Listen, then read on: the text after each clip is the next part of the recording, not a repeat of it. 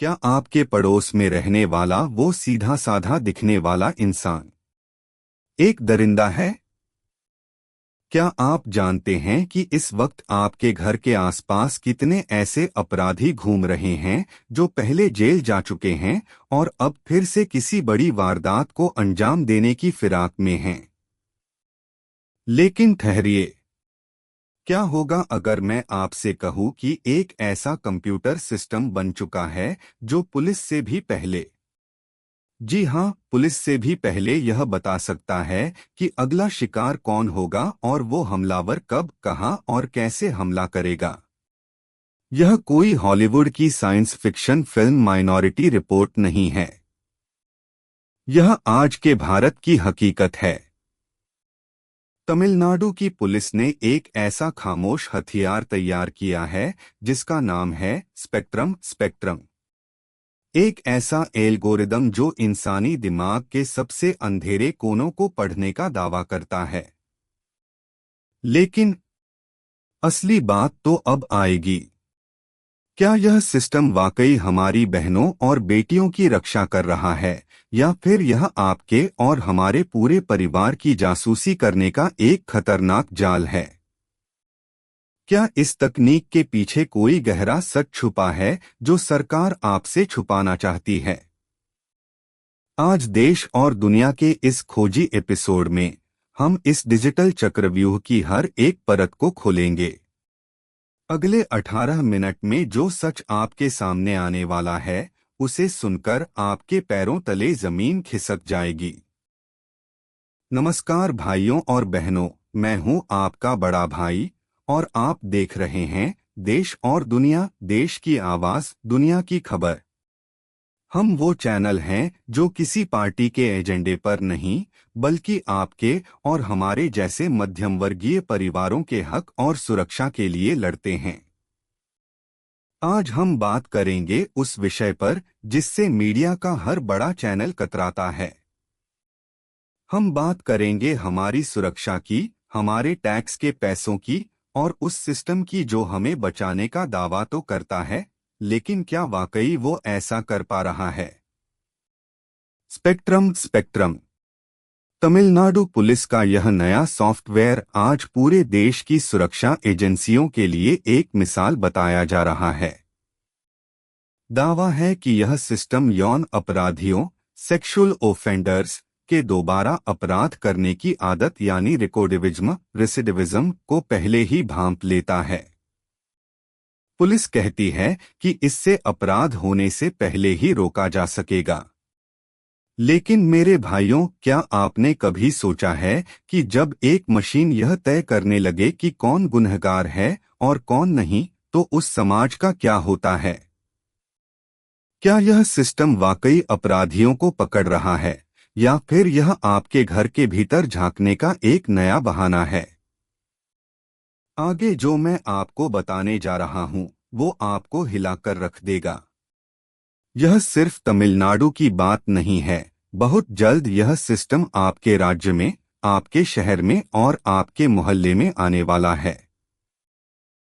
इस कहानी को गहराई से समझने के लिए हमें पहले उस कड़वे सच को स्वीकार करना होगा जिससे हमारा देश सालों से जूझ रहा है। भारत में हर साल हजारों यौन अपराध दर्ज होते हैं।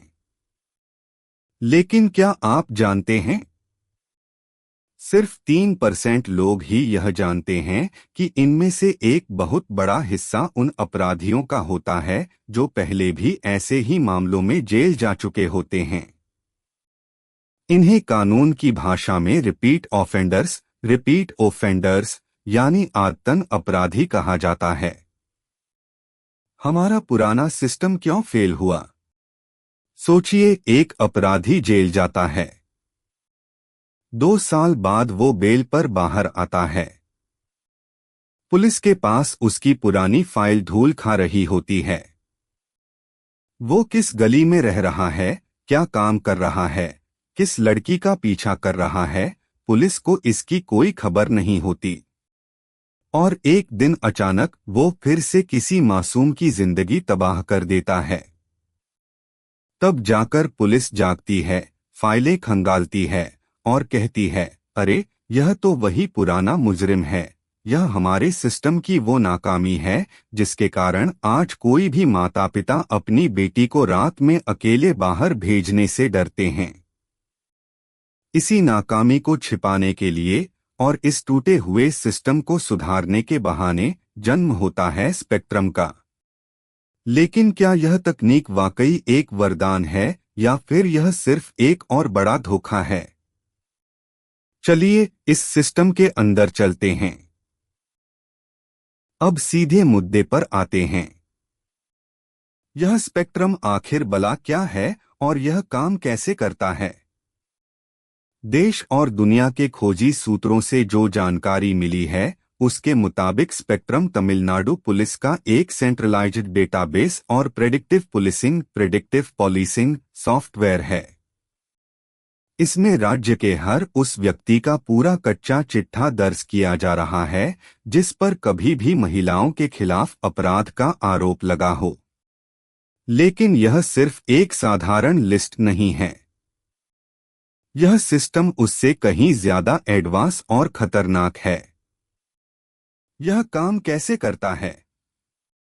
ध्यान से सुनिए। एक जियोग्राफिकल मैपिंग यह सिस्टम उन इलाकों की पहचान करता है जहां सबसे ज्यादा अपराध होते हैं। इन्हें हॉटस्पॉट्स कहा जाता है। दो बिहेवियरल एनालिसिस अपराधी का व्यवहार कैसा है? क्या वो जेल से छूटने के बाद दोबारा उसी इलाके में घूम रहा है? क्या वो सोशल मीडिया पर किसी खास प्रोफाइल को स्टॉक कर रहा है? 3 अलर्ट सिस्टम जैसे ही कोई आदतन अपराधी किसी रेड जोन या महिलाओं के कॉलेज के पास देखा जाता है, यह सिस्टम तुरंत लोकल पुलिस स्टेशन के बीट ऑफिसर के मोबाइल पर एक ऑटोमेटिक अलर्ट भेज देता है। चेतावनी, संदिग्ध व्यक्ति आपके इलाके में है। सुनने में कितना शानदार लगता है ना? ऐसा लगता है कि अब हमारी बहनें पूरी तरह सुरक्षित हैं। लेकिन मेरे भाइयों, यहीं पर सबसे बड़ा ट्विस्ट आता है। ये तो सिर्फ ट्रेलर था, असली पिक्चर तो अब शुरू होने जा रही है। क्या आपने कभी सोचा है कि इस सिस्टम को चलाने के लिए जो डेटा चाहिए वो पुलिस कहां से ला रही है? क्या सिर्फ अपराधियों का डेटा लिया जा रहा है या फिर इस बहाने आपकी और हमारी निजी जिंदगी की जासूसी हो रही है? अब हम उस अंधेरे सच की तरफ बढ़ रहे हैं जिसे सरकारें और पुलिस विभाग आपसे छुपाना चाहते हैं। यह है अंधेरे में रखने की साजिश। स्पेक्ट्रम को काम करने के लिए भारी मात्रा में डेटा चाहिए और यह डेटा सिर्फ पुलिस रिकॉर्ड से नहीं आता। खोजी रिपोर्टों से पता चला है कि इस सिस्टम को फीड करने के लिए चेहरे की पहचान करने वाले कैमरे यानी फेशियल रिकॉग्निशन टेक्नोलॉजी (FRT) का इस्तेमाल किया जा रहा है। इसका मतलब क्या है? इसका मतलब यह है कि अगर आप तमिलनाडु के किसी बाजार में घूम रहे हैं तो सड़क पर लगा कैमरा न सिर्फ आपकी तस्वीर ले रहा है बल्कि उसे स्पेक्ट्रम के डेटाबेस से मैच कर रहा है। सोचिए, अगर इस एल्गोरिदम में कोई खराबी आ जाए, अगर किसी तकनीकी गलती टेक्निकल ग्लिच के कारण आपका चेहरा किसी अपराधी से मिल जाए। ऐसा ही एक मामला अमेरिका में हो चुका है जहां प्रेडिक्टिव पुलिसिंग सॉफ्टवेयर की गलती के कारण एक बेकसूर अश्वेत व्यक्ति को पुलिस ने उठाकर जेल में डाल दिया, सिर्फ इसलिए क्योंकि कंप्यूटर ने कहा था कि वो अपराधी जैसा दिखता है। क्या हम भारत में भी उसी दिशा में बढ़ रहे हैं जहां अदालत और जज की जरूरत ही नहीं बचेगी, जहां एक कंप्यूटर एल्गोरिदम यह तय करेगा कि आप अपराधी हैं या नहीं? यह एक ऐसा सच है जो मीडिया आपको कभी नहीं बताएगा क्योंकि उन्हें सिर्फ सनसनीखेज खबरें बेचनी हैं। लेकिन देश और दुनिया आपको आगाह कर रहा है। आप सोच रहे होंगे, अरे भाई, मैं तो एक सीधा साधा टैक्स पेयर हूं। मैं रोज सुबह ऑफिस जाता हूं, शाम को घर आता हूं। मेरा इस अपराधियों वाले सिस्टम से क्या लेना देना मेरे भाइयों। अब मैं जो बताने जा रहा हूं उसे सुनकर आपका दिल दहल जाएगा। इसका सीधा असर आपकी जेब, आपकी नौकरी और आपके परिवार पर पड़ने वाला है। पहला असर, आपके टैक्स के पैसे का दुरुपयोग। इन बड़े बड़े सॉफ्टवेयर और सर्विलांस कैमरों को खरीदने के लिए करोड़ों रुपए खर्च किए जा रहे हैं। यह पैसा कहां से आ रहा है? यह आपकी और हमारी मेहनत की कमाई से टैक्स के रूप में लिया जा रहा है। जिस पैसे से अच्छे स्कूल, अस्पताल और सड़कें बननी चाहिए थीं, वो पैसा ऐसी कंपनियों को दिया जा रहा है जो जासूसी के उपकरण बनाती हैं। दूसरा और सबसे खतरनाक असर, डिजिटल दाग, डिजिटल स्टेन। मान लीजिए किसी गलतफहमी या मामूली पड़ोसी के झगड़े में आपके खिलाफ पुलिस में एक झूठी शिकायत दर्ज हो जाती है। भले ही बाद में आप कोर्ट से बरी हो जाएं, लेकिन स्पेक्ट्रम जैसे डिजिटल सिस्टम के डेटाबेस से आपका नाम कभी नहीं हटता।